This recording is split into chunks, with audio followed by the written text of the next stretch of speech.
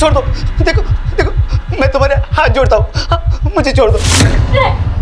नहीं नहीं प्लीज नहीं।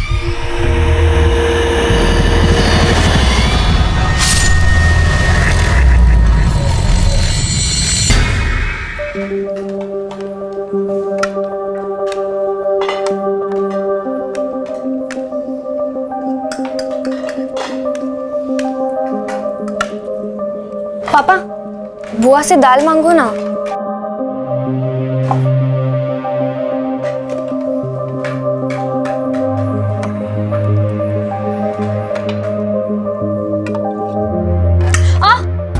अरे पागल हो गई है, अपने आप को ही जलाने पर तुली है। तो और क्या करूं?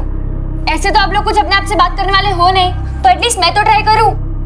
एक ही घर में रहते हुए भी हम लोग बात नहीं करते एक दूसरे से, तो डाइनिंग टेबल पर भी क्यों खाते हैं? अपने अपने रूम में ही खा लेना चाहिए ना। बदतमीज, समझाइए इसको। चुप कर जा बच्ची, चुप कर।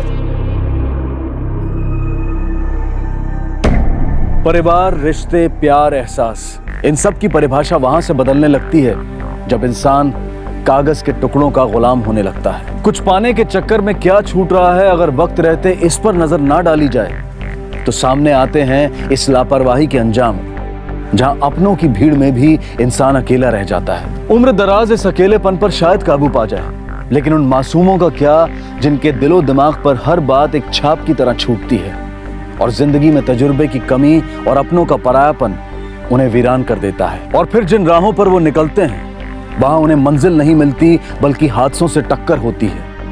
इन्हीं हादसों और गैर जिम्मेदारी की कहानी कहता है हमारा आज का ये एपिसोड। मुझे छोड़ दो, मैंने कुछ नहीं किया। प्लीज प्लीज मुझे। मैं तुम्हारे हाथ जोड़ता हूँ, मुझे छोड़ दो, छोड़ दो मुझे। रुक रुक रुक। ये चाचू का अभी ना कुछ पता नहीं चलता, कब मूड बन जाए कब बिगड़ जाए कुछ नहीं पता। अरे ये पंखुड़ी है ना, सारे प्लान इसी की वजह से बनते रहते हैं हमेशा। जल्दी कर, सब लोग आते होंगे, जल्दी कर। चलिए इधर इधर। दादी, हाँ जिस दिन का हमें वेट था वो दिन फाइनली आ ही गया। हाँ हाँ कितना मस्ती करेंगे ना आज। हाँ। खेलेंगे, खाएंगे, भले कुछ दिन के लिए, पर हाँ, बहुत हाँ, मस्ती करेंगे। बेटा तेरे जिद के लिए तो प्लान बना है।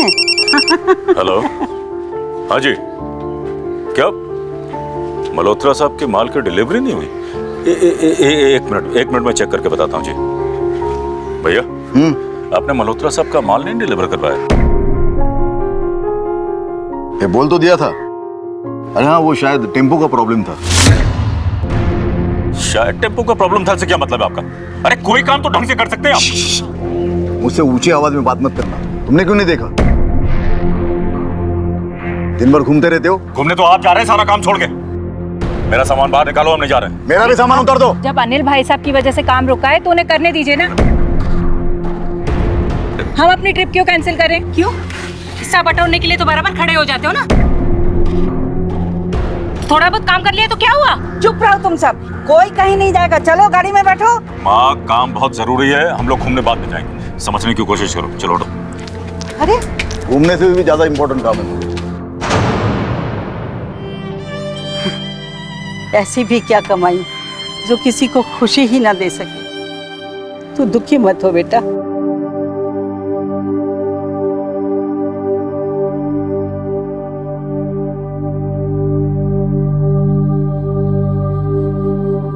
मुझे पता है नाराज है हमसे, तुझे फार्म हाउस नहीं ले गए ना, इसलिए।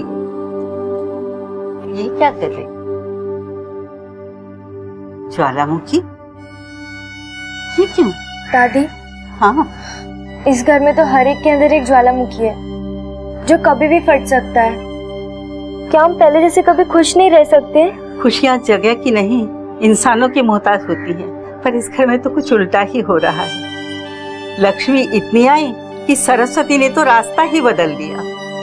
तो दादी, काश ऐसा हो जाए ना कि भले पैसा कम हो जाए पर प्यार बढ़ जाए, ताकि हम सब साथ में अच्छे से तो रह सके। कितनी छोटी सी है मेरी बच्ची, पर कितनी समझदार है।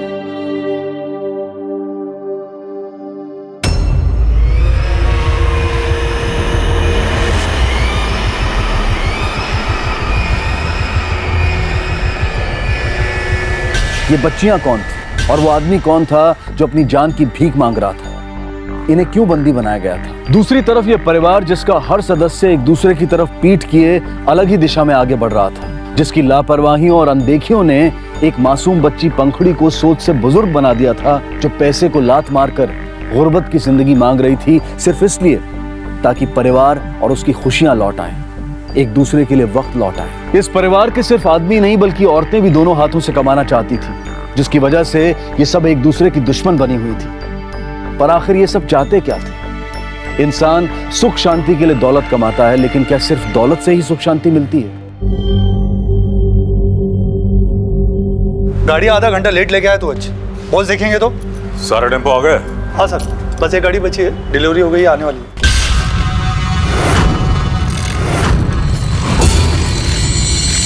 ठीक है, आ जाए तो रजिस्टर में नोट कर देना टाइम के साथ। हाँ नंदिनी बोलो। कहाँ हो तुम? यार अभी तो 2 दिन पहले बिजनेस टूर से होकर आए हो, फिर से जाना है? ये कोई तरीका होता है? तुम्हारी फैमिली भी है। अरे तो काम करना है, जाना पड़ेगा ना, अय्याशी करने थोड़ी जा रहा हूँ। और सुनो, बैग तैयार रखना, सुबह जाना है मुझे।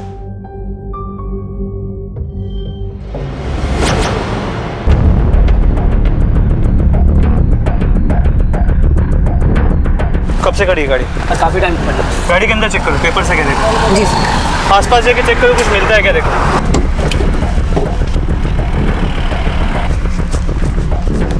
सर ये पेपर मिल गया। किसी शरद के नाम पे रजिस्टर्ड है, भांडुप का एड्रेस। रख लो इसे। सर उस तरफ एक फार्म हाउस है जो कुछ दिनों से बंद पड़ा है, और उसके कुछ ही दूरी पर एक इंडस्ट्रियल एरिया भी है, और टेम्पो के आसपास भी कुछ नहीं मिला है। कुछ नहीं मिला? टेम्पो वाला भी आसपास नहीं है। गाड़ी को कस्टडी में लो और फोरेंसिक टीम को फोन करो।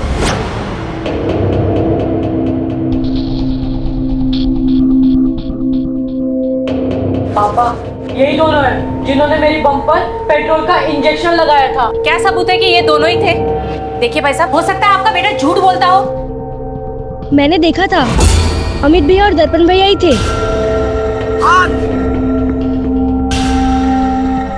इन दोनों की पुलिस कंप्लेंट करने वाला हूँ मैं। भाई साहब एक मिनट, मेरी बात सुनिए। आप एक काम कीजिए, आप ये पैसे रख लीजिए, और चाहिए तो और ले लीजिएगा। आप इसका इलाज कराइए, इन दोनों को हम लोग संभाल लेंगे। लोगों के मुंह में नोट ठूसकर कब तक अपनी गलतियों को छुपाता रहेगा? अरे छोड़ो ना माँ, बच्चे हैं, शरारत कर देते हैं, और वैसे भी इन फालतू बातों के लिए वक्त नहीं है मेरे पास। दोबारा ये सब नहीं होना चाहिए।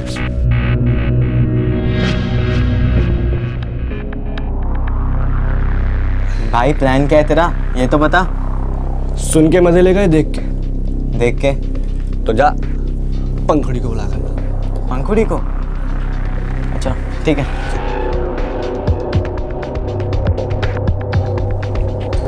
चल तुझे क्या पंखुड़ी, आना। तुम लोग मेरे साथ कोई प्रैंक तो नहीं कर रहे हो ना? अरे बाबा कोई प्रैंक नहीं कर रहे हम लोग, जल्दी आजा चल। अच्छा ठीक है।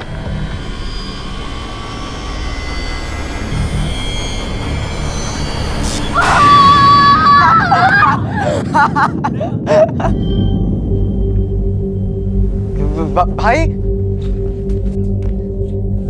पंखुड़ी, पंखुड़ी, भाई पंखुड़ी, भाई क्या हो गया, इसे देखना यार। पंखुड़ी, पंखुड़ी, पंखुड़ी उठ, नाटक मत करना। पंखुड़ी उठना यार। अभी इसको होश में लाता हूँ। उठ भाई कुछ कर। ए पंखुड़ी, ए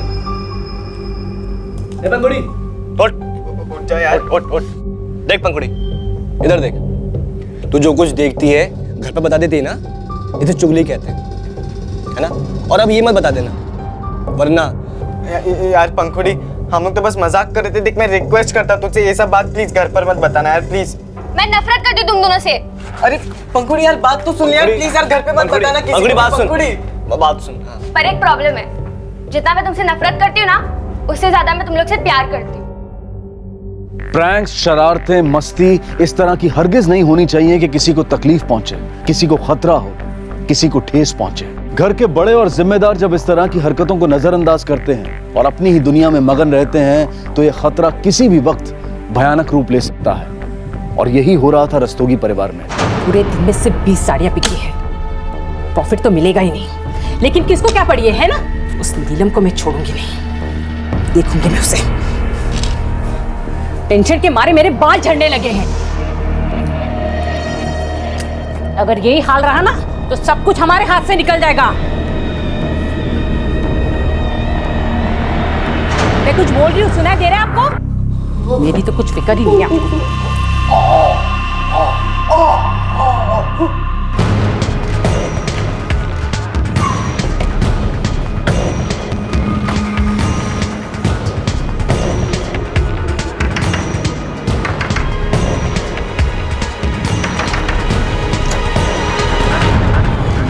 साहेब काय झालं?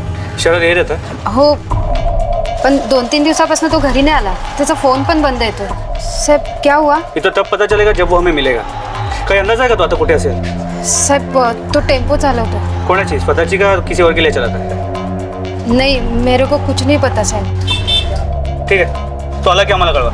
हो साहब. राणे, ये शरद के फोन को ट्रैकिंग पे डाल दो. कॉल रिकॉर्ड निकलवाओ. पता करो कि गायब होने से पहले उसकी आखिरी लोकेशन क्या थी. और एक खबरी को यहाँ 24 घंटे नजर रखने को बोलो.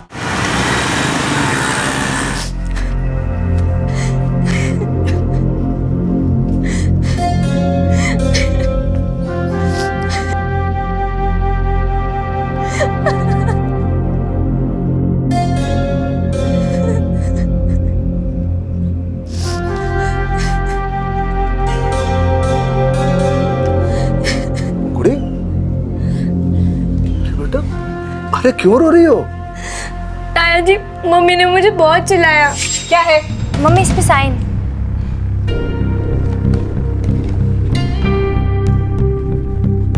तू स्कूल पढ़ने जाती है या मस्ती करने जाती है? साइंस में तेरे 65 और मैथ्स में तेरे 61. पर मम्मी इंग्लिश और एसएस में तो 90 अप है ना. सोशल साइंस की कोई वैल्यू होती है? तू और तेरे बाप ने ना दोनों ने मेरी नाक में दम करके रखा है. तू स्कूल में जाती है कि मस्ती कर सके, और तेरा बाप कभी फोन नहीं उठाता, घर में टाइम नहीं देता. जा अपने बाप से साइन करवा, मैं इसमें साइन नहीं करूंगी. अरे पगली, इतनी सी बात पे कोई रोता है क्या? ला, मैं साइन कर देता हूँ. ला. अरे क्या है, तुम्हारी मम्मी किसी और से गुस्सा होगी तो इतने में तुम गई तो इसलिए डांटा होगा. लो, ये भी साइन हो गया. अब मेरी पंखुड़ी के लिए एक मीठा सा गिफ्ट. ले लो.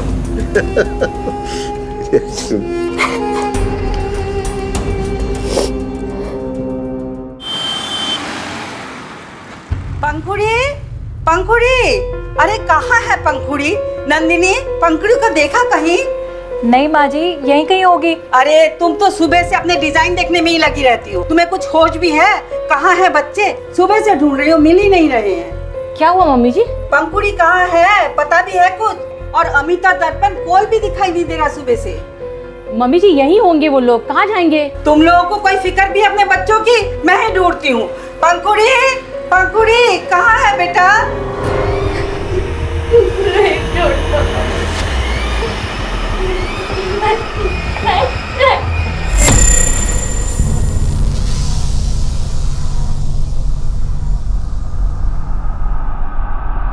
आराम से.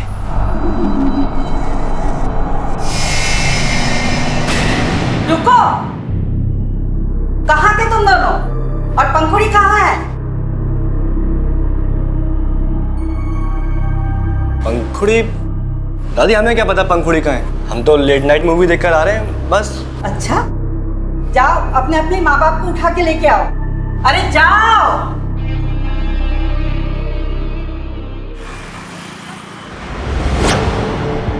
सर, मेरी पोती पंखुड़ी सुबह से गायब है.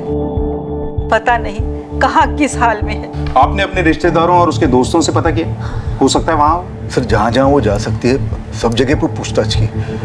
सर, कहीं नहीं मिली. आपकी बेटी है? मेरी भतीजी है. उसके पिता क्यों नहीं आए कंप्लेंट लिखवाने? सर, मेरा भाई कुछ काम से पूना गया है, टूर पे है. उसका फोन ट्राई किया था लेकिन वो भी नहीं लग रहा है. आप लोगों ने आज सुबह से उसे नहीं देखा. ये भी तो हो सकता है कि वो कल रात या शाम से गायब हो. बाहर आप उसकी डिटेल्स लिखवा दीजिए और उसकी तस्वीर दे दीजिए. जी सर, शरद की last mobile location Hanuman Nagar trace हुई है. क्या? अपने घर से इतनी दूर हनुमान नगर के जंगल में वो कर क्या रहा है? और अगर उसके साथ वहीं कुछ हुआ है तो वहाँ किसी ने तो उसे देखा हो. चला तिथे जाऊन बघूया.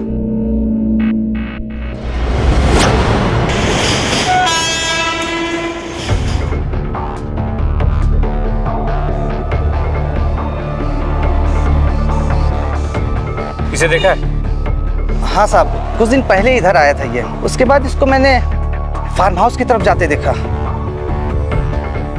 और वापस आते तो नहीं देखा साहब। किसका है फार्म हाउस?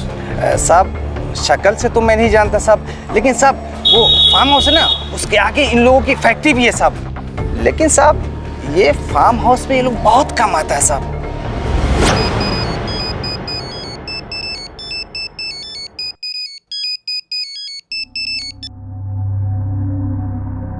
नंदिनी, तुम्हें पता है ना मैं पूना में क्लाइंट के साथ बिजी हूँ। फ्री होकर बात करता हूँ। बाय।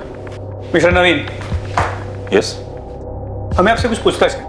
बोलिए। इसे जानते हैं? नहीं। टेम्पो ड्राइवर है शरद, 5 दिन से गायब है और आखिरी बार इसे आपके फार्म हाउस जाते हुए देखा गया था। तो हम जानना चाहते हैं कि वहाँ करने क्या गया था। टेम्पो ड्राइवर्स को हायर करना, उनको काम असाइन करना, ये तमाम काम जो है मेरा सुपरवाइजर करता है। माधव, श्याम जी को अंदर भेजो। बैठिए। एक टेम्पो ड्राइवर आखिरी बार आपके फार्म हाउस जाते हुए देखा जाता है और फिर गायब हो जाता है और आपको पता तक नहीं। उसके टेम्पो में ब्लड के स्टेन्स भी मिलते हैं। देखिए, मैं फार्म हाउस जो हूँ कभी कभार ही जाता हूँ। सर शाम। ये शरद है, टेम्पो ड्राइवर। नहीं सर, ये हमारे इधर काम नहीं करता है और वैसे हमारा कोई ड्राइवर मिसिंग भी नहीं है। आप चाहे तो रिकॉर्ड चेक कर सकते हैं।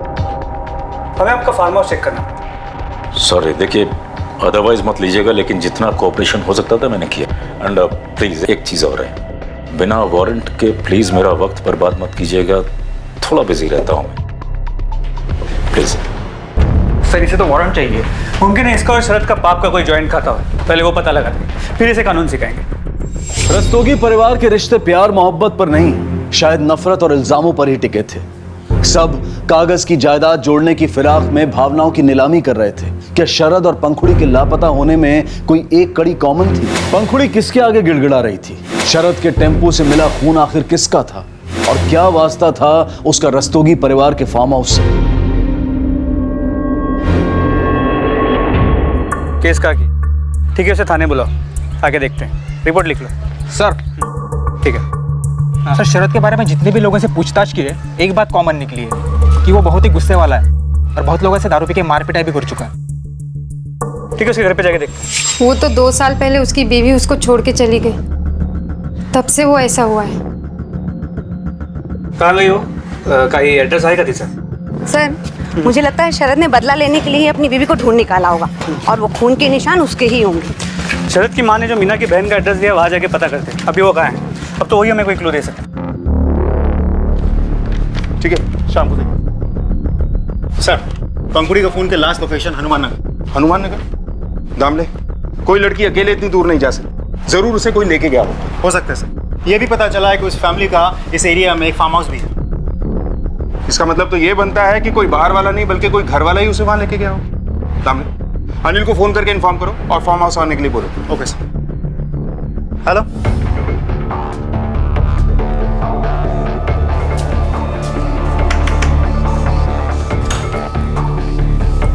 मीना। हाँ साहब। शरद एक हफ्ते से गायब है, आपके पास उसकी कोई खबर है? नहीं साहब, मेरे पास उसकी कोई खबर नहीं है और मुझे उसकी कोई खबर रखनी भी नहीं है। रोज का मचमच था, पैसे उसके पास रहते नहीं थे, लेनदार रोज दरवाजे पे आते थे और आए दिन रोज न रोज किसी से मारामारी करता था। यहाँ से भी कोई क्लू नहीं मिला। लगता है फार्म हाउस के आसपास ही कुछ मिलेगा जो अब तक हमारी नजरों से छूट रहा था। डालो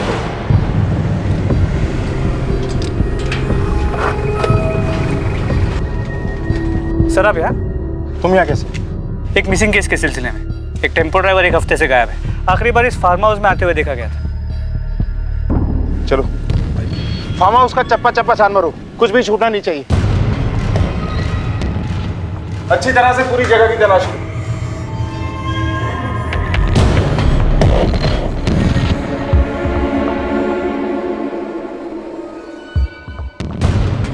सर बिल की कॉपी मिली। ये तो आसपास की किसी दुकान का लगता है, इसे एविडेंस पे जमा करो। अगर ये जगह बंद थी तो ये बिल यहाँ कहाँ से आया? सर ये देखिए, इसे देखकर तो लगता है कि यहाँ कुछ बड़ा क्राइम हुआ है। फॉरेंसिक टीम को बुलाओ और ब्लड के सैंपल्स को टेस्ट के लिए लो। सर क्या ये पॉसिबल है कि ये खून शरद का हो? लेकिन सर बिना चाबी के वो अंदर घुसा कैसे? और दोनों केसेस में कनेक्शन क्या हो सकता है? क्योंकि ये फैमिली तो शरद को जानती तक नहीं। सर बाथरूम से लाइटर मिला है, इसे भी कस्टडी में जमा करो। सर अगर ये जगह बंद थी तो ये लाइटर, ये बिल और ये खून, ये सब यहाँ कहाँ से आए? मिस्टर अनिल, जब तक हमारी इन्वेस्टिगेशन पूरी नहीं हो जाती, आपका ये फार्म हाउस हमारी निगरानी में रहेगा। जितनी शिद्दत से तुम मेरे पीछे लगी रहती हो ना, अगर इसका आधा एफर्ट भी तुमने पंखुड़ी के ऊपर लगाया होता तो आज वो हमारे साथ होती। मैंने उसे अकेले पाला है। बिजनेस टूर से कभी फुर्सत मिली है तुम्हें? नोट छापने की मशीन के अलावा अगर कभी अच्छे बाप भी बन गए होते ना तो ऐसा कुछ नहीं हुआ होता। तुम तो बड़ी एफिशिएंट हो ना। तुमने पंखुड़ी के लिए क्या किया? क्या ध्यान दिया तुमने उस पे? क्या किया? तुम्हें होश में ला रही हूँ। सारी जिंदगी जायदाद कमाते रहे और तुम झगड़ा करती रही। कभी मेरी बच्ची पर ध्यान दिया? कभी उसके सर पर हाथ रखकर पूछा कि बच्ची तू कैसी है? शर्म करो तुम लोग, शर्म करो।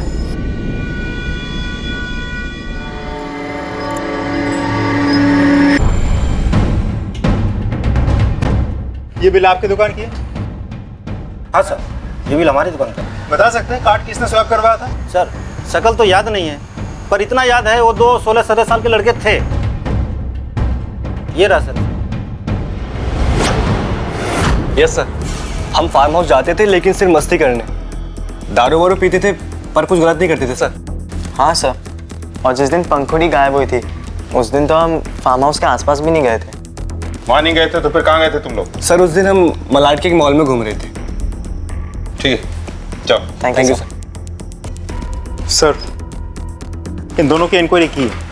स्कूल में टीचर और स्टूडेंट सबका यही कहना है कि 24 घंटे ये दोनों प्रैंक करने की प्लानिंग में लगे रहते हैं। कभी कभी मजाक तो बहुत खतरनाक किस्म के होते हैं। कहीं ऐसा तो नहीं कि इस बार कोई मजाक हाथ से बाहर निकल गया हो और पंखुड़ी उसकी शिकार बन गई हो?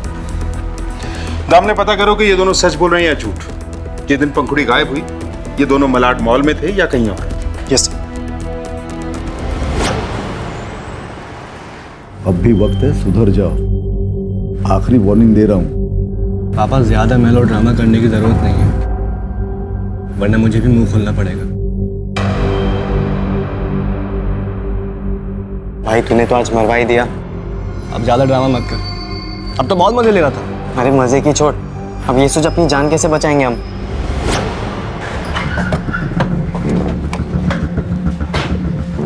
सर, दर्पण और अमित के कॉल डिटेल्स के मुताबिक वो हनुमान नगर में ही थे। शॉपिंग मॉल के सीसीटीवी फुटेज भी चेक कर लिया है। वो लोग झूठ बोल रहे हैं, गए ही नहीं थे वहाँ।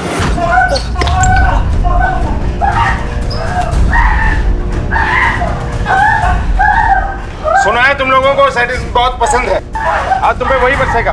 हमें लोगों की पसंद का बहुत ख्याल है। तो देख रहे हो ना तुम, ऐसे ही पूजा होगी तुम दोनों की। सामने शुरू हो जाओ। सब बताते सब। बोले सब उस दिन हम डर गए थे इसलिए कुछ बताया नहीं आपको। ड्रामा नहीं, सीधी कहानी सुनाओ। हाँ साहब, हम दोनों उसको फार्म हाउस ले गए थे। पंखुड़ी, क्या हुआ पंखुड़ी? ऐसे क्यों बैठी है? कुछ नहीं हुआ। फार्म हाउस चलेगी? Farm house? तुम लोग के साथ? हाँ। नहीं, मेरे को नहीं आना। अरे पंखुड़ी देख, इधर देख, ये बड़े लोग ना हमेशा अपने चलाते हैं, है ना? अब हम तुझे फार्म हाउस लेके चल रहे हैं, चल। पर तुम लोग मेरे साथ हर बार प्रैंक करते हो। अरे बाबा, प्रैंक की कसम। हाँ, प्रैंक की कसम। इस बार हम कोई प्रैंक नहीं करेंगे, पक्का। अरे तेरी कसम। अरे अच्छा ठीक है, चलते। चले? चल। पंखुड़ी घर वाले से बहुत नाराज थी क्योंकि उसको कोई फार्म हाउस नहीं ले जा रहा था। फार्म हाउस ले जाने के बाद यहाँ कितनी शांति है ना, पर घर वाले तो कुछ समझते ही नहीं है। पर हम यहाँ करेंगे क्या? हमें नहीं पता। हमें क्या पता? भैया, भैया बोलो। बहुत चोरी करती है ना, अब पता चलेगा। भैया प्लीज, भैया देखो मैं सबको बता दूंगी। भैया। फार्म हाउस में बंद करने के बाद अब हम दोनों घूमने चले गए थे और घूमे फिरे, खाए पिए, और हमने सोचा कि अब लौटकर उसको टॉर्चर करेंगे। लेकिन जब हम फार्म हाउस पहुंचे तो वहाँ पंखुड़ी हमने पंखुड़ी को बहुत ढूंढा पर कोई नहीं मिला। ये शरारत नहीं, वैसे ना हरकत है। अपनी बहन को टॉर्चर कर रहे थे तुम लोग।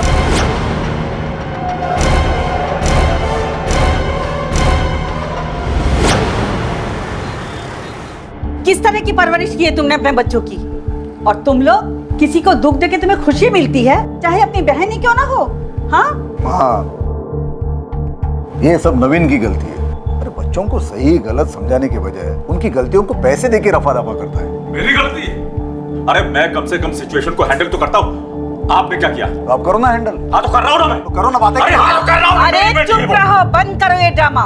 मम्मी जी देखिए, मैं यकीन के साथ कह सकती हूँ, ये भले ही कितने भी बिगड़े क्यों ना हो, लेकिन ये किसी को गायब नहीं कर सकते। मैं सच कह रही हूँ आजी। अरे इस घर में कीचड़ में कमल की तरह थी वो, तुम सबसे अलग। वो किसी को दुख नहीं पहुंचा सकती। पता नहीं कहाँ गई मेरी बच्ची, मेरी पंखुड़ी। ना पंखुड़ी ना शरद, किसी का कुछ पता नहीं चल रहा है। फार्म हाउस पे मिला ब्लड शरद का है, ये जानने के लिए भी हमें शरद का मिलना बहुत जरूरी है। क्या कनेक्शन हो सकता है दोनों केसेस से? सर देखा जाए तो एक मिनट। हेलो, क्या? ओके सर, फार्म हाउस में मिले ब्लड के फॉरेंसिक रिपोर्ट के मुताबिक वो एक नहीं बल्कि बहुत सारे लोगों का ब्लड है। रस्तोगी परिवार में तो गलतियों का इतना ढेर था कि अच्छाई को शायद ढूंढ कर निकालना पड़े।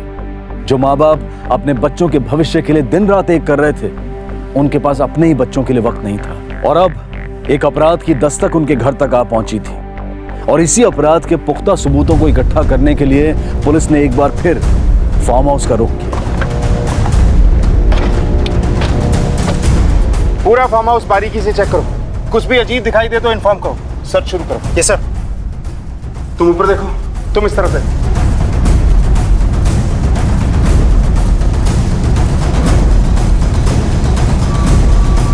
सर यहाँ कुछ है, खुदाई शुरू करो। Okay sir.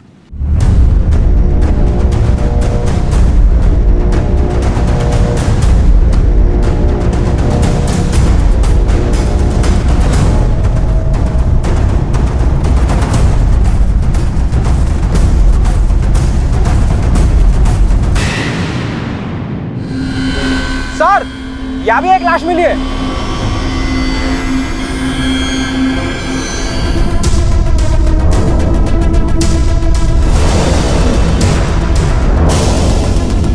Sir total 6 bodies, सभी छोटी बच्चियों की। एम्बुलेंस बुलाओ और सबको पोस्टमार्टम के लिए भेजो। मेरी बच्ची, मेरी बच्ची।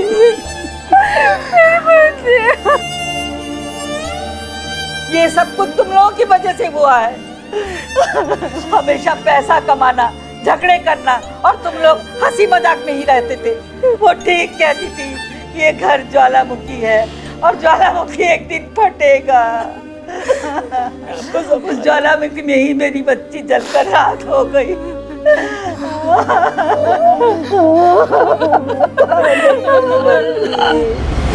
हनुमान नगर में 4 बच्चियों की मिसिंग कंप्लेंट है, जो काफी पुरानी है और अब तक सॉल्व नहीं हुई। हो सकता है कि ये 4 बच्चियां वही हों। मैं शहर के बाकी पुलिस स्टेशंस की मिसिंग कंप्लेंट चेक करता हूँ। और हर्ष, उस फार्म हाउस से मिले लाइटर को भी ट्रेस करो। जी सर। सर पोस्टमार्टम रिपोर्ट आ गई, लेकिन कुछ बॉडीज की हालत ऐसी है कि शनाख्त होना मुश्किल है। और रिपोर्ट के मुताबिक सभी बच्चियों के साथ रेप और मोलेस्टेशन हुआ है। ये केस एक मिसिंग कंप्लेंट से शुरू हुआ था और सीधे सीरियल चाइल्ड मोलेस्टेशन और मर्डर केस में बदल गया। सबसे रीसेंट बॉडी हमें पंखुड़ी की मिली थी ना? Yes sir. बॉडी से हमें मोलेस्टर का सीमेन सैंपल भी मिला होगा। उसे पंखुड़ी के दोनों भाइयों अमित और दर्पण से मैच करो। लेकिन सर अगर कोई घर वाला होगा तो पंखुड़ी को मारेगा क्यों? मामला बहुत गंभीर है, हम कोई चांस नहीं ले सकते। वैसे शरद का इस केस से क्या लेना है?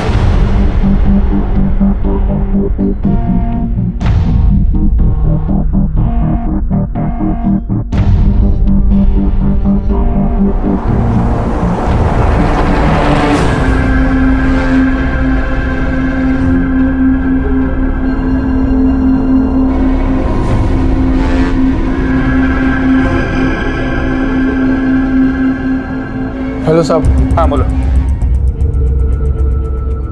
तुम 1 मिनट के लिए भी उससे नजर मत हटाना, हम अभी आते हैं। सर खबरी का फोन था, ये शरद उसके घर के आसपास देखा गया। क्यों नहीं आता?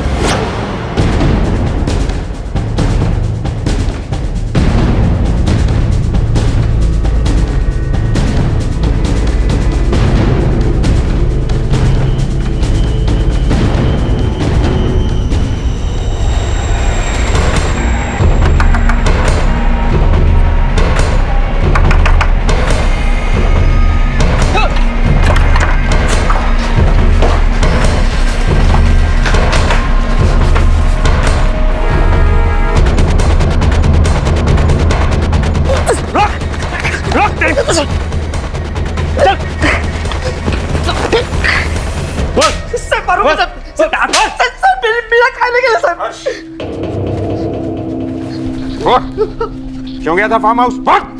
साहब सांगतो साहब, वो चोरी करने गया था साहब। फार्म हाउस बंद पड़ा था साहब, और अपन को लोगों का पैसा भी देना था साहब। तो सोचे इधर चोरी करे तो किसी को पता नहीं चलेगा साहब, इसलिए गया था उधर।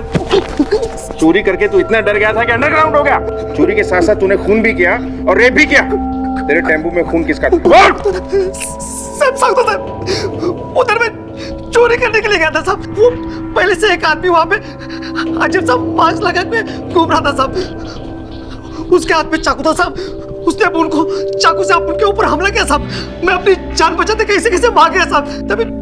तभी मेरे खून का निशान टेम्पो को लग गया होगा साहब। हुलिया कैसा था उसका? सब काटी कैसी? हट्टा कट्टा आदमी था साहब। चेहरे पे मास्क लगा था तो कुछ चेहरा ठीक से पता नहीं चला साहब अपन को। जान बचाने के लिए अपने घर क्यों नहीं गया? वहाँ भी खतरा था साहब। वो लेंदर मेरे पीछे पड़े थे मारने के लिए साहब। कहाँ अंडरग्राउंड हुआ था? सब वो पास के गांव में साहब, बनेली में। मैं वही था साहब। चाहे तो आप जाके चेक कर लो साहब।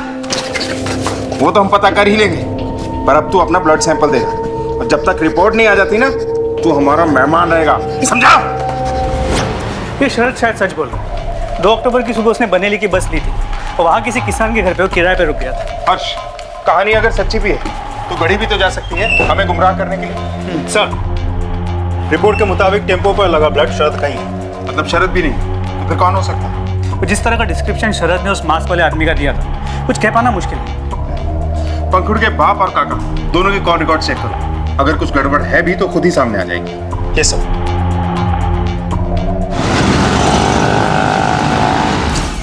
सर, अनिल ने कहा था कि वो फार्म हाउस नहीं जाता है, लेकिन कॉल रिकॉर्ड्स के मुताबिक वो अक्सर वहां जाता है, वो भी अपने ऑफिस के बाद।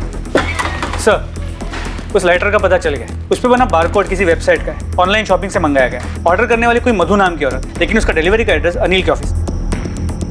चलो पता करते हैं कि लाइटर की शौकीन मैडम ये है कौन।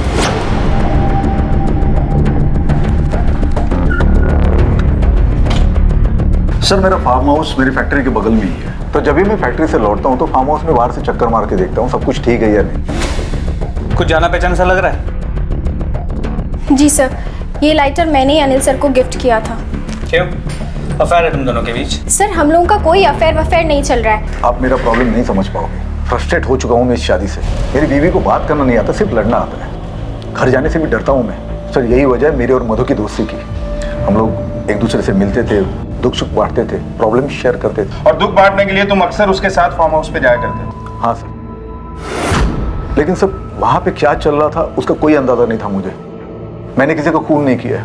ठीक है, लेकिन हमें यकीन दिलाने के लिए तुम्हें हमारे साथ चलना होगा। चलो। हर्ष, कुछ छठी बच्ची के बारे में कुछ पता चला? छठी बच्ची की पोस्टमार्टम रिपोर्ट के मुताबिक उसके हाथ में कुछ सालों पहले फ्रैक्चर हुआ, जो फिर जाके ठीक हुआ। मैंने उस उम्र की सभी मिसिंग बच्चियों की कंप्लेंट्स की फाइल्स मंगाई है। अगर किसी भी बच्चे के हाथ में फ्रैक्चर की कोई भी इन्फॉर्मेशन मिली हो ना हो, छठी बच्ची हमारी हो। सर, ये किशोर है, अनिल की फैक्ट्री में काम करता है। 2 महीने पहले इनकी भी बच्ची गायब हुई है। आपको क्या लगता है इस सब में अनिल का हाथ हो सकता है? वो सब मुझे नहीं पता। हम तो बहुत गरीब आदमी है साहब। हाँ, उन्हें बच्चों से बहुत लगाव था और उनके बच्चों के साथ 2 मिनट में दोस्ती भी हो जाती थी साहब। एक बार मेरी बच्ची को और मेरे कलीग की बच्ची को उन्होंने चॉकलेट दी थी साहब। बस उसके दूसरे ही दिन से हमारी बच्ची गायब थी साहब।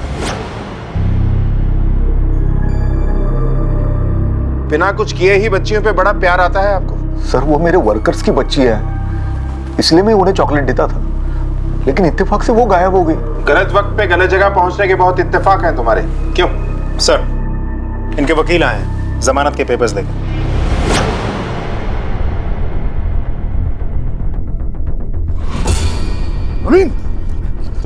नवीन करना बंद करो। नवीन छोड़ो, जान से मार दूंगा मैं तुझको। क्या कर रहे हो तुम? छोड़ो मुझे। छोड़ो। नीलम ने मुझे बताया था तेरे बारे में। क्या क्या तूने मेरी बेटी के साथ? छोड़िए।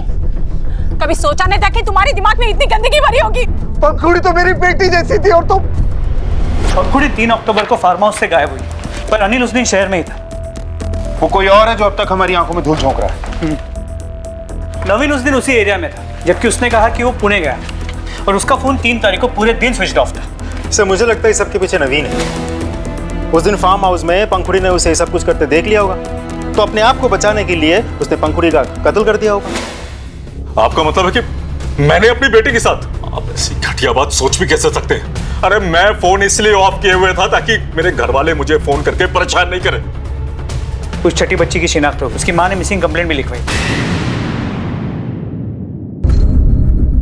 जिस दिन से खेलने गई थी तब से वापस ही नहीं लौटी, कंप्लेंट भी लिखवाई थी।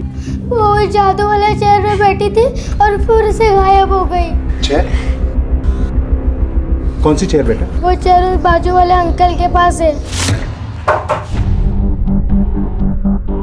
जी कहिए, क्या बात है? सुना है परी तुम्हारी किसी जादू वाली कुर्सी पे बैठी और गायब हो गई। गायब हो गई? ऐसा तो कुछ नहीं है सर, वो इस चेयर पे कभी बैठी ही नहीं। हाँ, इसकी जब डिलीवरी हुई तो शायद उस वक्त बैठी होगी, तो पता नहीं। कहाँ से ऑर्डर की थी चेयर? Royal furniture. उसका एड्रेस? ये सर। हेलो, हाँ okay sir, DNA sample match हो गया, आपका शक सही था। से पहले कि हम तेरी खाल खींच लें, सच सच बता क्यों गया ये सब? सब पता था, सब पता था। अपना कंट्रोल चाहता था सब, जो औरतों पर नहीं बच्चों पर हो सकता था, क्योंकि सब औरतें मक्कार होती है, धोखेबाज होती है, भाग जाती है, लेकिन बच्चे एक थप्पड़ में शांत हो जाते हैं। अंकल मैंने कुछ नहीं किया, मुझे छोड़ दो। अंकल मैंने कुछ नहीं किया है। घर जाना है तुझे? तो बेटा ऐसे बोलो ना, अंकल मुझे छोड़ दो, मुझे घर जाना है। बोलो मुझे छोड़ बोलो। अपने पागलपन के लिए इतनी सारी बच्चियों को अपनी हवस का शिकार बनाया, इस सब के लिए वही फार्म हाउस क्यों चुना? क्योंकि वो खाली पड़ा था साहब फार्म हाउस। हाँ, अच्छी बड़ी जगह थी, लाशें गाड़ने के लिए कहीं बाहर नहीं जाना पड़ता था साहब। हाँ। टेम्पो पे तेरा खून कहाँ से आया? तो टेम्पो छोड़ के क्यों भागा? मैंने सोचा टेम्पो सुबह लेके जाऊंगा, सुबह देखा तो वहाँ पे टेम्पो नहीं था साहब। पंखुड़ी तेरे हाथ कैसे लगी? वो पुलिस जब मेरे घर पे आई ना तो मैं छुपने के लिए फार्म हाउस गया। उधर वो पहले से ही बंद पड़ी थी साहब। मैंने तो साहब मौके का फायदा उठाया साहब। अंकल प्लीज मुझे बचा लीजिए अंकल, प्लीज मुझे बचा लीजिए अंकल।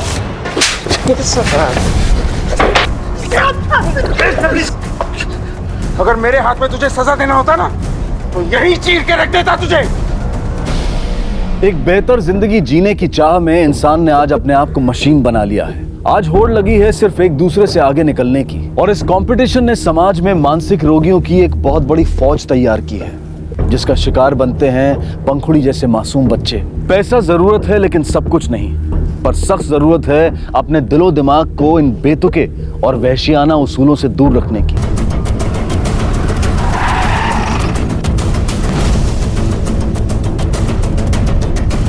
सर, इसी का खून हुआ है। फोन किसने किया था? साहब मैंने फोन किया था। क्या देखा तुमने यहाँ पर? साहब मैंने देखा कि वो लड़की बेताशा उस शख्स के पेट में चाकू मार रही थी। इसका मतलब है खून तुम्हारे सामने हुआ? सब मेरे ही सामने नहीं, इन सबके सामने हुई है, सब थे वहाँ पे। हाँ साहब, और साहब न जाने क्या नफरत थी उस लड़की के दिल में। इंसान मर चुका है फिर भी उसका चाकू और गुस्सा रुकने का नाम ही नहीं ले रहा था। हम कोशिश करते रहे छुड़ाने की, पर वो उसे छोड़ ही नहीं रही थी साहब। शायद इस लड़की को उस आदमी से काफी नफरत हुई होगी। इस आदमी ने कुछ उसके साथ जरूर बुरा बर्ताव किया है। वैसे भी उस लड़की का एक हाथ नहीं है, शायद यही वजह होगी। मोरे, लेकिन सवाल ये उठता है कि इस लड़की के पास चाकू कहाँ से आया? सर, शायद उस लड़की ने प्लान करके ये मर्डर किया है। चाकू अपने साथ में ही लाई होगी, वरना ऐसी सुनसान सड़क पर उसे चाकू कहाँ मिलता? अगर वो चाकू अपने साथ लाती तो हो सकता है वो आदमी चौकन्ना हो जाता, वो मर्डर कर ही नहीं पाती। आसपास के दुकानों में देखो, किसी सब्जी वाले या फ्रूट वाले का चाकू उठाया हुआ उसने। Okay sir.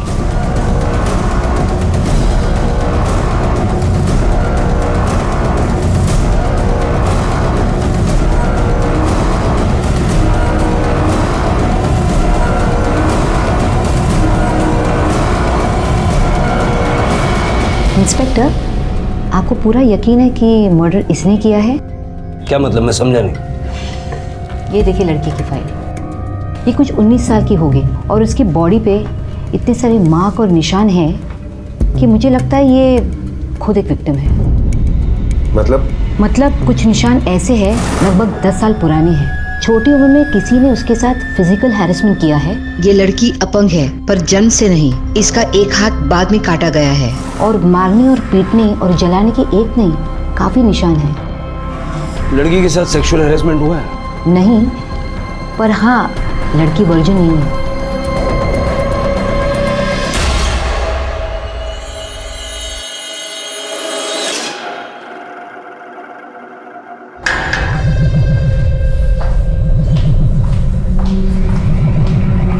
कौन हो तुम? कहाँ से आई हो? जिस आदमी को तुमने मारा वो कौन था और क्यों मारा तुमने उसे? अगर तुम समझती हो कि चुप रहने से तुम बच जाओगी तो ऐसा नहीं होगा, इसलिए सब सच बताओ। हो सकता है हम तुम्हारी कोई मदद कर पाए। क्यों मारा तुमने उस आदमी को? बोलो। सर, पोस्टमार्टम रिपोर्ट आ गई है।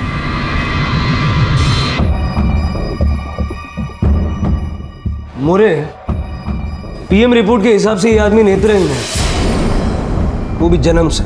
सर, जो आदमी देख नहीं सकता उसे बचना छुपना बहुत आसान होता है। फिर एक नेत्रहीन आदमी इस लड़की को इतना टॉर्चर कैसे करेगा कि वो लड़की गुस्से में आकर उसे मार दे? इस केस के और भी कई पहलू हैं। एक कत्ल दिन दहाड़े हुआ था जिसकी सूरत और संबंध पुलिस चाहकर भी कल्पना नहीं कर पा रही थी। अंदाजा लगा पाना मुश्किल हो रहा था कि ये लड़की कातिल है या खुद किसी गुनाह का शिकार। लेकिन कत्ल तो हुआ था और इसके चश्मदीद गवाह भी थे। कौन थे ये दोनों? क्या वास्ता था इनका एक दूसरे से? क्या कारण था लड़की की उस बेहद नफरत का? ये राज सिर्फ यहीं तक सीमित थे या फिर कहानी कुछ और भी थी? मोरे, इस केस को सॉल्व करने के लिए उस लड़की और उस आदमी का आइडेंटिफिकेशन बहुत जरूरी है। मर्डर वेपन के बारे में कुछ पता चला? नहीं सर, हमने आसपास की सारी दुकानों पर इंक्वायरी की, लेकिन वो चाकू किसी का नहीं है। उस लड़की के पहनावे को देख के लगता है कि वो तो यहीं की है, लेकिन वो आदमी जिसका खून हुआ है, लगता है वो दरगाह पर चद्दर चढ़ाने के लिए किसी और शहर से खास आया था। अगर ये दोनों अलग अलग शहर के हैं तो इन दोनों के बीच में लिंक कैसे हो सकता है? मुझे इस लड़की का बयान हमारे लिए बहुत जरूरी है। जितना जल्द हो सके इस लड़की और उस आदमी के बारे में इंफॉर्मेशन कलेक्ट करो। Okay sir.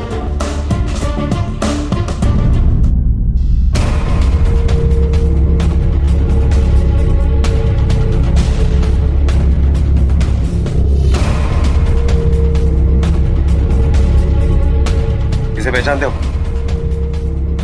नहीं साहब। और इसे? हाँ साहब, इसको तो जानता हूँ। अल्लाह के बड़े नेक बंदे हैं, हर साल यहाँ दरगाह पे आते हैं और फिर दिल खोलकर गरीबों को ज़कात देते हैं।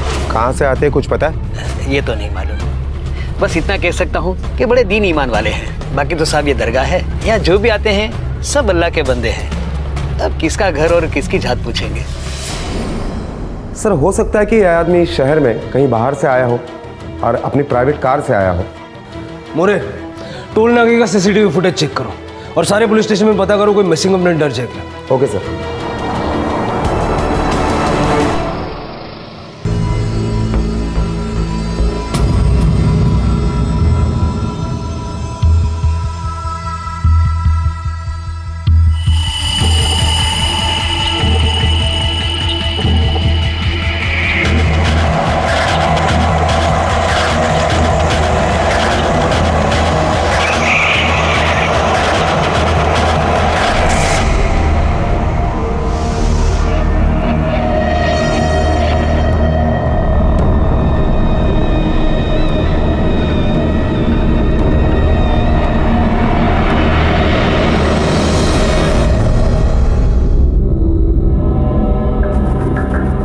ये लड़की उठ, चल खाना खा ले और बाद में ये कपड़े बदली कर लेना।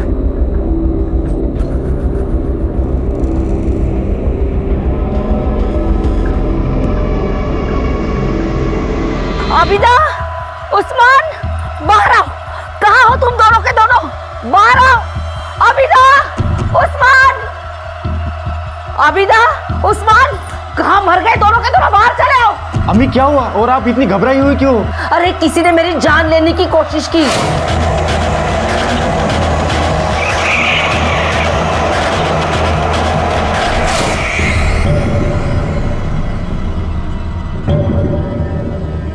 कोई नामुराद मेरी जान लेना चाहता है और तुम दोनों घर में बैठे आराम फरमा रहे हो। क्या? और आपको कौन मारना चाहेगा और क्यों? मुझे तो मेरे अपने ही मारना चाहते हैं, लेकिन मैं भी ऐसी सख्त जान हूं ना, इतनी आसानी से मरने वाली नहीं हूं। अब देखना कैसा तमाशा दिखाती हूँ मैं। चला।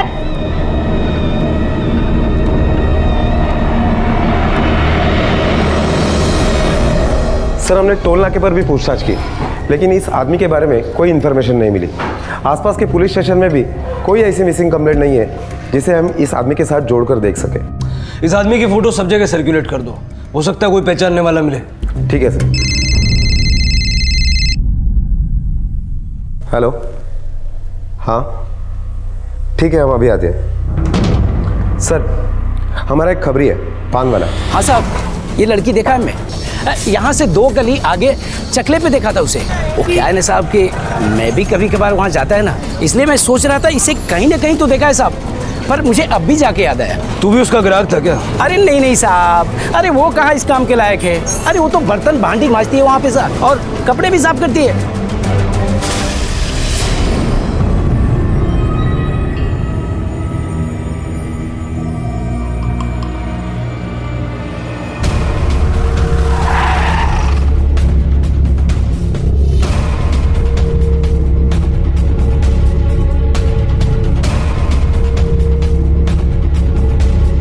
अरे आज सूरज किधर से निकला? नहीं, आपका दर्शन हुआ। मैं इसे पहचानती हो?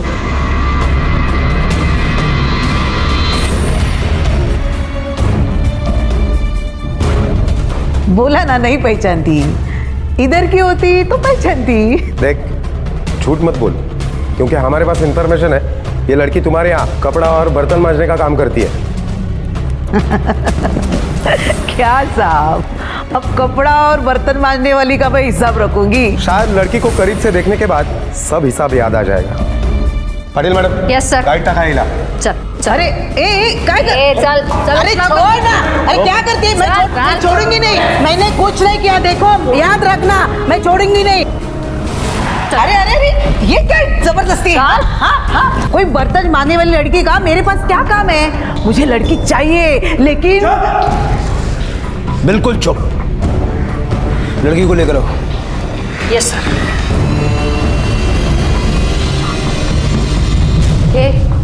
साहब ने बुलाया है तुझको। चल उठ चल। सुनाई नहीं दे रहा है क्या? चल, साहब ने बुलाया तुझको। पाटिल, हिला उठवा। चल, साहब ने बुलाया, चल। चल चल।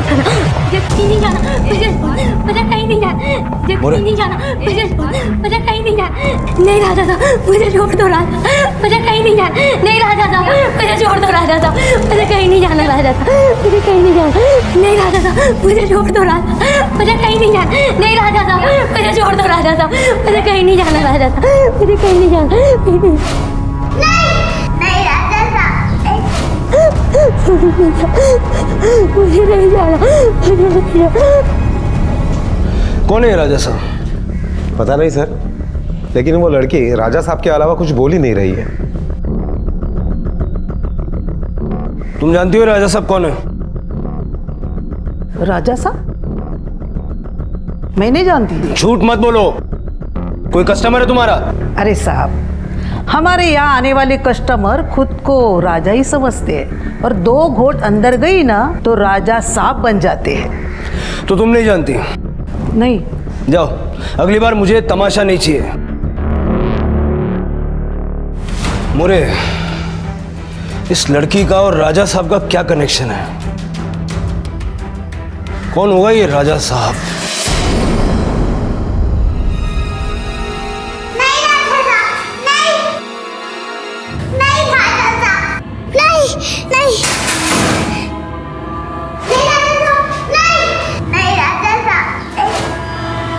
मोरे, कौन हो सकता है ये राजा साहब जिससे ये लड़की होश में आने के बाद भी इतना डर रही है? सर मुझे लगता है इस लड़की ने जिस आदमी का खून किया है वही राजा साहब हो। लेकिन चेक करना पड़ेगा कि उसका बैकग्राउंड शाही है भी या नहीं। और मोरे, ये भी पता लगाओ कि इस एरिया में कोई ऐसा आदमी है क्या जिसे लोग राजा साहब कहते हैं। Okay sir.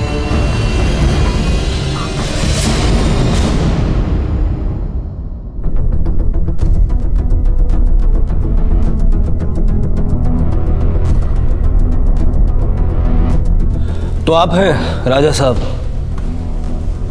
इंस्पेक्टर साहब, राजा तो मेरे पूर्वज हुआ करते थे। यहाँ पर उन्हीं का राज्य था। फिर देश आज़ाद हुआ और हमसे हमारा राजपाट छीन लिया गया और राजा और रंग सब एक हो गए। ये तो जनता है जो आज भी हमें इज्जत से और प्यार से राजा साहब बुलाती है। कुछ लोग डर से भी आपको राजा साहब बुलाते होंगे। इस लड़की को जानते हैं आप?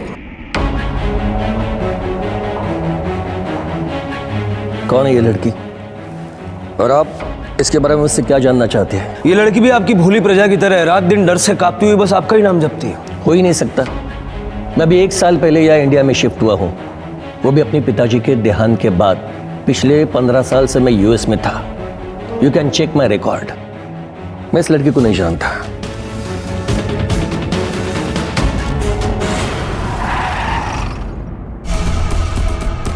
सर, ये राजा सच बोल रहा है। हमने उसकी इंक्वायरी निकाली।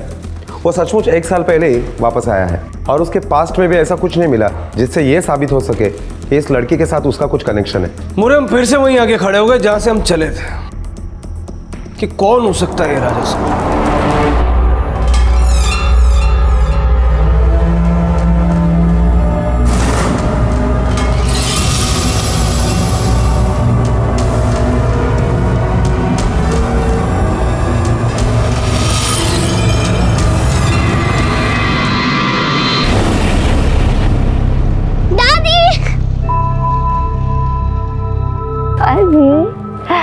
तुम हो? मैं कितनी डर गई थी पता है? दादी, दादू आने वाले थे, वो क्यों नहीं आए? तुम्हारे दादू हर साल की तरह दरगाह पर गए हैं। कुछ दिनों के लिए वहीं पे रुकेंगे, हमेशा की तरह 8 दिन तक। उसके बाद वो सीधा यहीं पे आएंगे। मैंने उनसे कहा है आते वक्त वो तुम्हारे लिए ढेर सारे तोहफे लाने वाले हैं। वो 8 दिन के बाद आएंगे। ये क्या बात हुई? ये तो तुम्हारी दादी के साथ नाइंसाफी है। दादू नहीं आए इसलिए बड़ा दुख हो रहा है। तुम दादी से प्यार ही नहीं करते हो। करता हूँ ना, दोनों से प्यार करता हूँ। मेरा बेटा।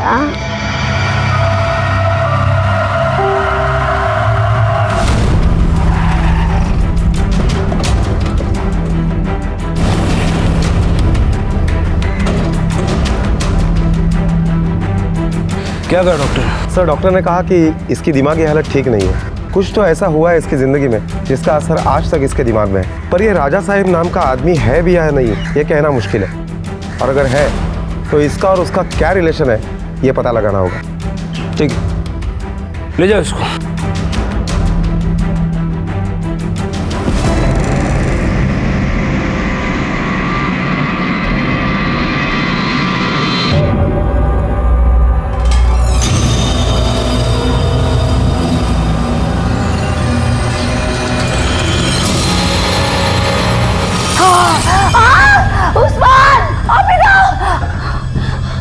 अम्मी, क्या हुआ अम्मी? वो यहाँ पे कोई है यहाँ पे। मुझे मारना चाहता है और उसके हाथ में ऐसा ही हथौड़ा था। ला, ला, हाँ। अरे वह मैं आपका, मैं तो कबर्ड रिपेयर कर रहा था इसलिए हथौड़ा हाथ में लिया था। अम्मी, आप दिन में भी सपने देखने लगी है। इतने भी वह मत पालिए कि लोग तुम लोग मुझे पागल साबित करने की कोशिश कर रहे हो। ये मेरा वहम नहीं है। मैंने जो देखा, मैंने जो महसूस किया वही मैं तुम्हें बताना चाहती थी। लेकिन तुम लोग तो कहीं ऐसा तो नहीं कि तुम दोनों जानबूझकर नासमझ बन रहे हो? मुझे पूरा यकीन है तुम दोनों ही मुझे मारने की कोशिशें कर रहे हो।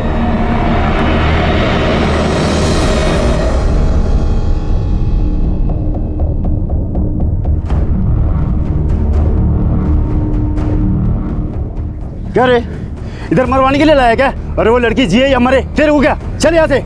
बेटी है वो मेरी, उसके साथ ऐसा बुरा होते हुए कैसे देख सकता हूँ मैं उसको अपने साथ लेकर जाएगा। तेरे को जाना है, जा तू। दादी कब खत्म होंगे 8 दिन? दादू कब आएंगे? थोड़ी देर बैठ ले मेरे साथ, तेरे दादू आएंगे ना तब तू पलट के देखने वाला भी नहीं है मेरी तरफ। अम्मी, दूध।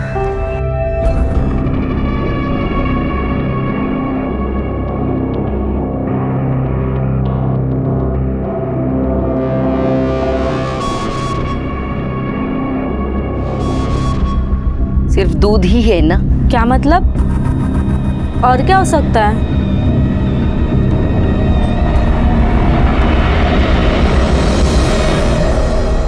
ले बेटा दूध पी ले, दूध पीने से ताकत आ जाती है। हाँ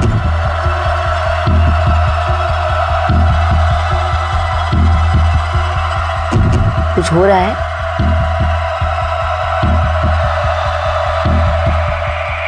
अम्मी, अम्मी अब्बू का 3 दिन से फोन नहीं लग रहा है। आपकी कुछ बात हुई क्या? कहाँ कोई बात हो पा रही है, मुझे भी तो उनकी काफी फिक्र हो रही है। अम्मी अभी फिक्र करने का वक्त नहीं है, हमें पुलिस के पास जाना होगा, कोई आम बात नहीं है। नूर,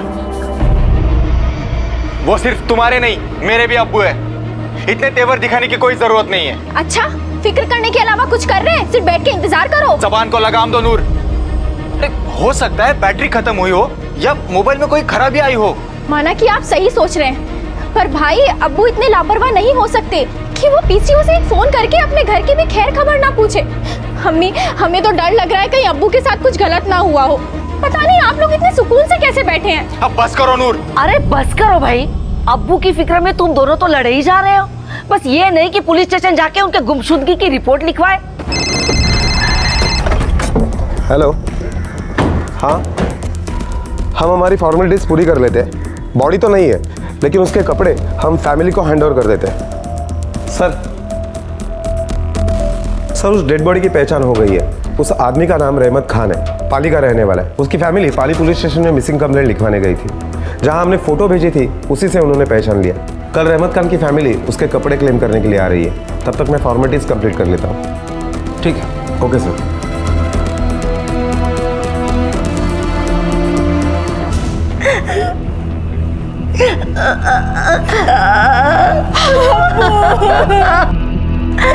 किसने मारा इंस्पेक्टर साहब इन्हें?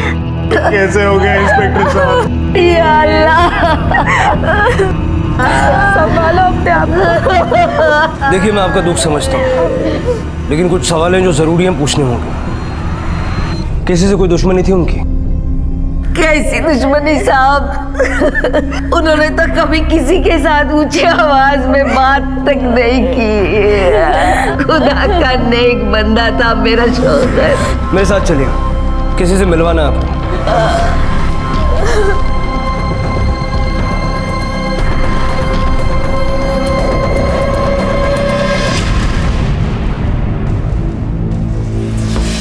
आप लोग जानते हैं इसे?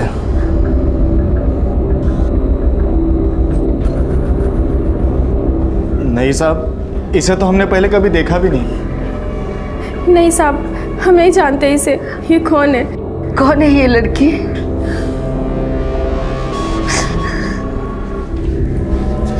सुनो, इन्हें जानती हो तुम?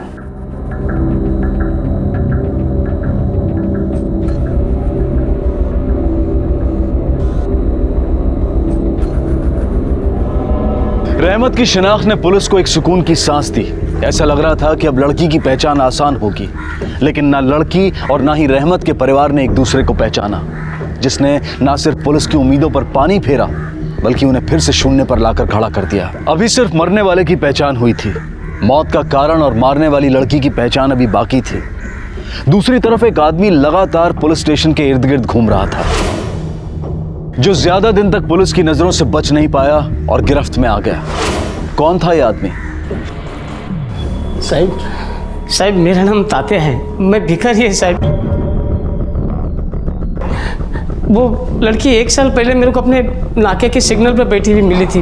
वो डरी भी और सहमी भी थी, और ऐसी जवान लड़की अगर रास्ते में बैठी मिलेगी तो किसकी भी बुरी नज़र गिरेगी ना।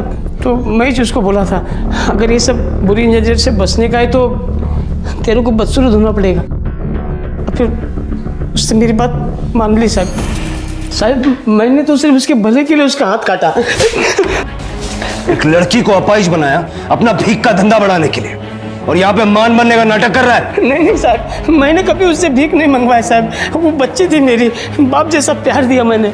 वो भी मेरे को बहुत चाहती थी साहब, पर एक दिन किधर गई मालूम नहीं साहब। खुश थी मेरे साथ में। तू सच बोल रहा है? ये हम क्यों मान लें? गणपति बापा की शपथ साहब, मैं सच बोल रहा है।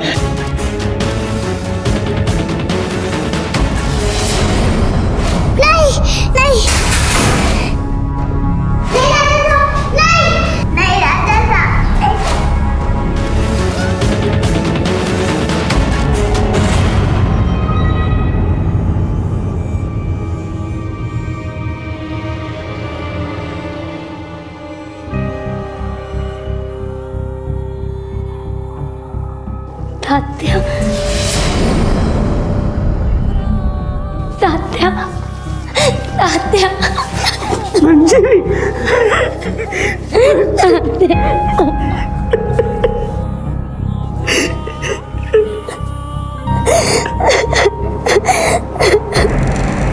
एक साल तेरे साथ थी ना, कभी बताया कौन है, कहाँ से आई है? उसका नाम मंजरी है साहब, बस यही बोला, बाकी कुछ भी नहीं बोला साहब। वो 1 साल से तेरे साथ है और तुझे कुछ भी नहीं बताया, सिर्फ नाम बताया? हाँ साहब, बस उतना ही बोला। मेरे को लगता है साहब वो मेरे एरिया में जो जवान लड़के लोग का चकला है ना, वो वहाँ से आई होगी साहब। हमने वहाँ पूछताछ की, वो वहाँ से नहीं है। वो काहे को सच बोलेंगे साहब, इधर की चाहिए करके, उनको पुलिस का लफड़ा थोड़ी ही मांगता है। वो डरी भी और सहमी भी थी, आदमी का हाथ लगते ही वो चीखती थी, और सब नींद में भी वो राजा साहब करके चिल्लाती थी।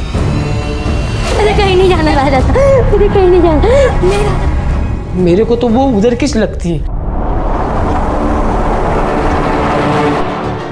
मोरे, उस लड़की और दादिया का रिश्ता बाप बेटी का था, ये तो साबित हो गया, लेकिन उसकी बॉडी पे जो जलने और चोट के निशान है वो उस राजा साहब की देन। तुमने रहमत खान के बारे में पता किया? कहीं उससे तो कोई राजा साहब कह के नहीं बुलाता था? सर मैंने पूछताछ की, लेकिन रहमत खान और राजा साहब के बीच में कोई लिंक नहीं है। एक काम करो, इस लड़की की फोटो न्यूज़पेपर में छपवाओ, हो सकता है कोई उसे पहचान ले। और इस रहमत की फैमिली के बारे में भी जरा पता करो, रहमत की मौत से उनको सदमा पहुंचा भी है या कोई नौटंकी कर रहे हैं? सर पीएम रिपोर्ट के मुताबिक जिस वक्त रहमत खान की मौत हुई उस वक्त उसके घर वालों का मोबाइल लोकेशन घर का ही दिखाई दे रहा है। मतलब हम घूम फिर के वहीं आ गए। मेरे एरिया में जो जवान लड़के लोग का चकला है ना, वो वहाँ से आई होगी साहब। सर तात्या ने कहा था कि वो लड़की चकले से आई थी। मुझे लगता है हमें उस चकले की मालकिन को उठाना चाहिए और अपनी तरीके से पूछताछ करनी चाहिए। मोरे, इस बार चकले की मालकिन को नहीं, वहाँ की लड़कियों को उठाओ, वही हमें बताएंगी कि मंजरी वहाँ थी या नहीं। नहीं साहब, हम लोग कुछ नहीं जानते इस लड़की के बारे में। सच बोल। थी साहब, वो भी हम सबके साथ उधर ही थी, फिर वो कुछ दिन बाद भाग गई और जब मिली तो उसका एक हाथ भी कटा था साहब। आंटी के इसके भागने से बहुत हट गई थी साहब। वो उसको और दूसरी लड़कियों को सबक सिखाने को उसको झाड़ू पोछे के काम पे लगाई थी साहब। हाँ साहब, मेरे पास ही थी। अगर खूबसूरत लड़की भागेगी तो हम उठाएंगे ना, लेकिन देखा तो उसका हाथ कटा हुआ था और हमारे धंधे में लंगड़े घुड़ी का क्या फायदा है, इसलिए मैंने उसको छोटा मोटा काम पे लगा दिया। 1 साल बराबर काम किया उसने, लेकिन अचानक से क्या हुआ पता नहीं, भाग गई। बाद में मैंने उसको पुलिस स्टेशन में देखा। तो पहले पूछा तब झूठ क्यों बोली? धंधे पाने का सोचना पड़ता है ना साहब, ये मर्डर केस में नहीं पढ़ने का था मुझे। वो कोर्ट कचहरी। अब की बार अगर झूठ बोला ना बहुत महंगा पड़ेगा। पूरा सच बोल रही है साहब, अब झूठ बोल के नहीं फंसने का मुझे। इस केस में रोज नई तय खुल रही थी, पर आधी मंजरी पर गुनाह तो साबित हो सकता था, पर बिना किसी मकसद के। और जैसे जैसे इस केस की तहकीकात आगे बढ़ रही थी, मंजरी अपराधी लगने की बजाय खुद एक पीड़ित और गुनाह का शिकार लग रही थी। पुलिस को मंजरी के अतीत के जख्मों की कहीं से कोई पहचान नहीं मिल पा रही थी। और फिर एक दिन अखबार में छपी मंजरी की तस्वीर ने अचानक इस केस को एक नया ही मोड़ दे दिया।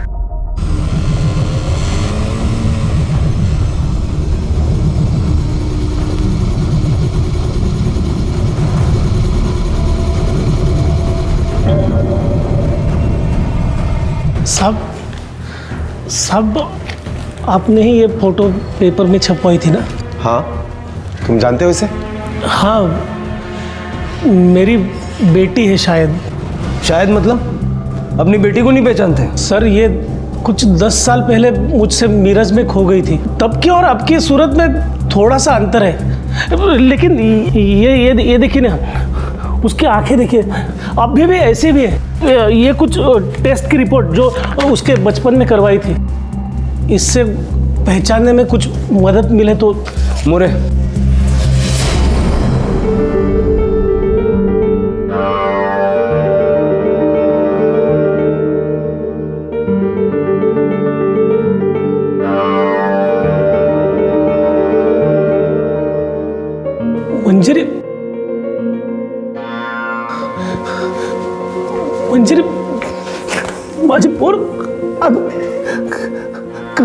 कहाँ गई थी तू मेरी मंजरी? मंजरी, मैं तेरा बाबा हूँ, बाबा। देख देख मुझे मंजरी।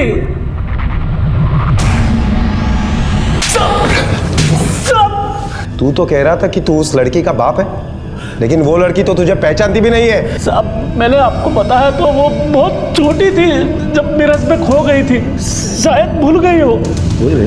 साहब साहब, ये थप्पड़ उसके भूलने के लिए नहीं, तेरे पहचानने के लिए पड़ रहा। अगर तू उसका बाप है तो उसकी बॉडी पे जो चलने और कटने के निशान है वो तेरी वजह से। साहब जब उसकी माँ मर गई तो वो बहुत छोटी थी, मेरे पास से तो 10 साल की थी तभी खो गई थी। पता नहीं उसके बाद किसने उसकी ये हालत की, और उसी हालत की वजह से एक दिन घर से भाग गए साहब। इतनी लापरवाही की अपनी बच्ची के साथ कि घर से भाग गई? नहीं साहब, मंजरी मेरी एकलौती औलाद है। अगर मैं ऐसा करता तो इतने साल बाद उसे यहाँ छुड़ाने क्यों आता? मैं मेरे बच्चे से नफरत नहीं, बहुत प्यार करता हूँ साहब, बहुत प्यार करता हूँ। मेरा विश्वास कीजिए साहब, मेरा विश्वास कीजिए साहब। मेरी बेटी किसी का खून नहीं कर सकती। अगर ऐसा हुआ है तो उसने अपनी दिमागी हालत की वजह से किया होगा।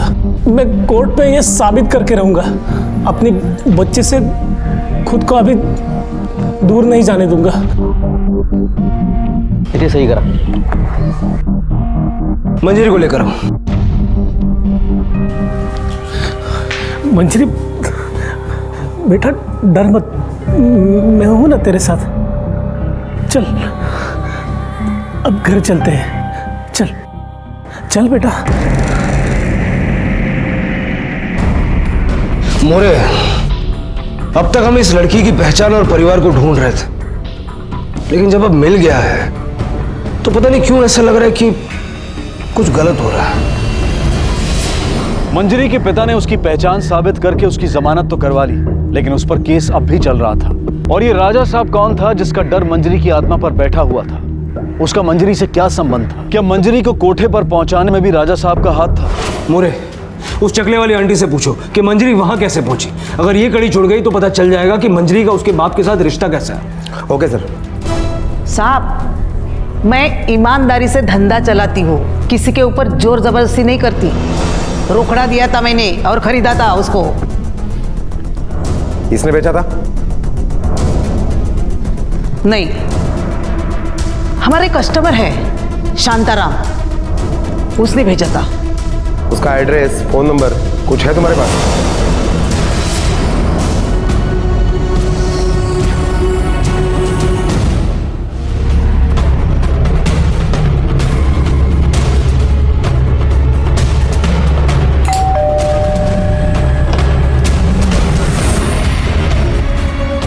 शांताराम? बोला साहब। अरे साहब साहब साहब क्या हुआ? अरे साहब क्या हुआ?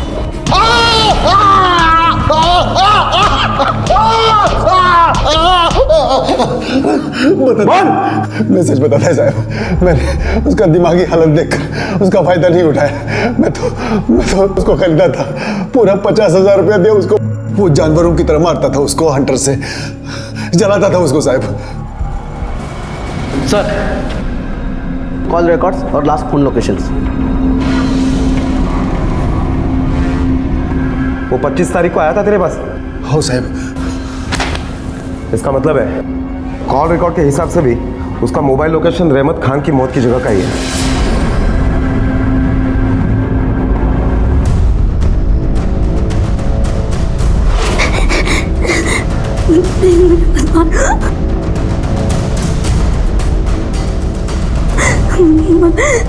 मत मारो।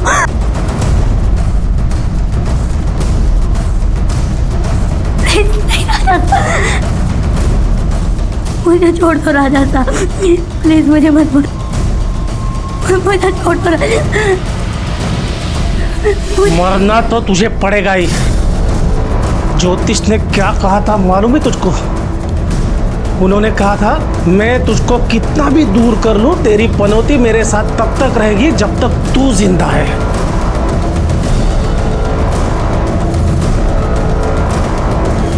मरना उससे नहीं तुझे पड़ेगा। चल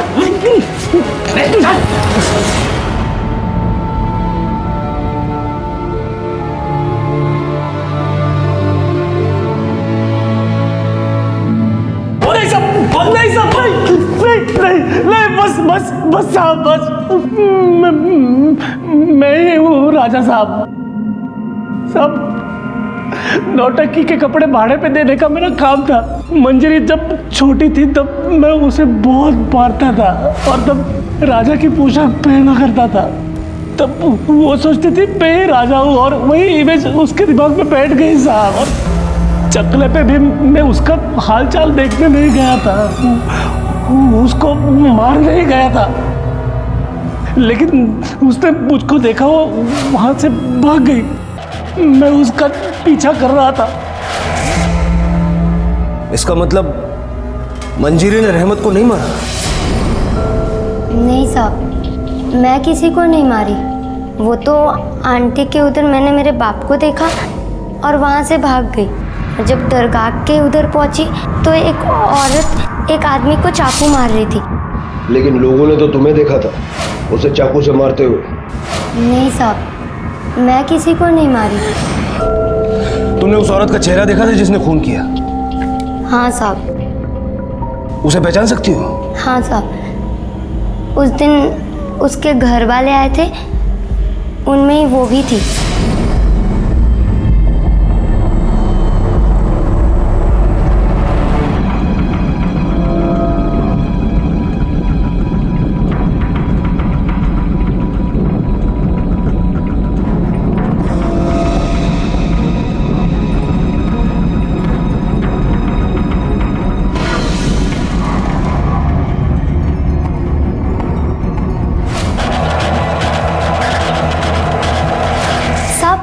इन्होंने ही मारा था उस आदमी को।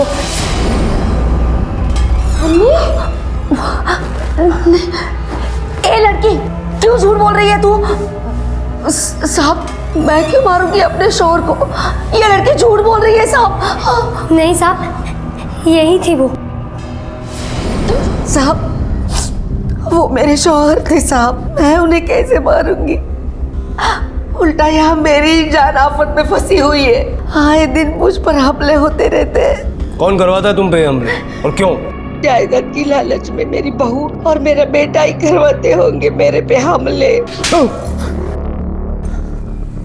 साहब, अम्मी झूठ बोल रही है। खुद को बचाने के लिए ये सब किस्से कर रही है। वो खुद गई थी अब्बा के साथ दरगाह के सफर पे। उन्होंने ही मारा होगा अब्बू को। हम तुम्हारी उम्र का लिहाज कर रहे हैं और तुम्हें तो उसकी कुछ पड़ी नहीं। पाटिल मैडम। Yes sir. लगता है ये चाहती है तो तुम्हारा हाथ दिखाई दो। नहीं, मारना नहीं। मैं बताती हूँ मैंने अपने शौहर का कत्ल कर दिया। लेकिन कसम से साहब, वो दोनों मुकर रहे हैं, पर उन्होंने मुझे इसमें साथ दिया था। कहीं ये राज मैं किसी पे जाहिर ना कर दूं, इसलिए वो दोनों मेरा भी कत्ल करवाना चाहते हैं साहब। सर, माना कि ये सब हमले हमने ही करवाए, पर अब्बू के कत्ल से हमारा कोई वास्ता नहीं है। ये अब तुम दोनों नहीं, कोर्ट तय करेगा। मारना पड़ा साहब, क्या करती। मेरे शौहर को पता चल गया था कि हमारा बड़ा बेटा जो है वो उनकी औलाद नहीं है, इसलिए उन्होंने अपनी सारी जायदाद हमारी बेटी नूर के नाम पर करने का सोच लिया। उस दिन जानबूझकर मैंने अपना मोबाइल घर पर रख दिया और इनके साथ दरगाह पर चली गई। जायदा, अरे जायदा, वो पगली अगर मुझे नहीं देखती तो मैं कभी पकड़ी नहीं जाती। ये वहम है तुम्हारा। जुर्म अपनी कहानी खुद बयान करता है। रहमत को तो इंसाफ मिला ही, साथ ही उस बच्ची को भी इतने सालों बाद न्याय मिला, जिसने अपनी सारी जिंदगी तुम जैसे वैश्य लोगों की वजह से दुखों में काटी। अपनी आंखों से ना देख पाने का रहमत को ये पहला और आखिरी सुकून होगा कि वो इस दुख को जाने बगैर इस दुनिया से रुखसत हुआ कि उसे कब्र तक पहुंचाने वाले उसके अपने ही थे। जाहिदा को रहमत के कत्ल के लिए, उस्मान और आबिदा को रहमत के कत्ल की साजिश और जाहिदा पर जानलेवा हमलों के लिए, और राजेश को मंजरी पर अत्याचार के लिए आईपीसी की अलग अलग धाराओं के तहत गिरफ्तार किया गया है। अपराध का रास्ता सिर्फ और सिर्फ कानून की गिरफ्त तक लेकर जाता है, और ये एक नहीं बल्कि कई जिंदगियां तबाह करता है। अब मैं अनूप सोनी आपसे विदा लेता हूं। फिर मुलाकात होगी अगले एपिसोड में एक और चौंका देने वाले केस के साथ। तब तक अपना और अपने परिवार का ख्याल रखें और देखते रहें क्राइम पेट्रोल डायल 100। सबक एक को, सीख हम सबको। जय हिंद। क्राइम पेट्रोल के और भी दिलचस्प कहानी देखने के लिए हमारे चैनल को सब्सक्राइब करें और बेल आइकॉन दबाना न भूलें।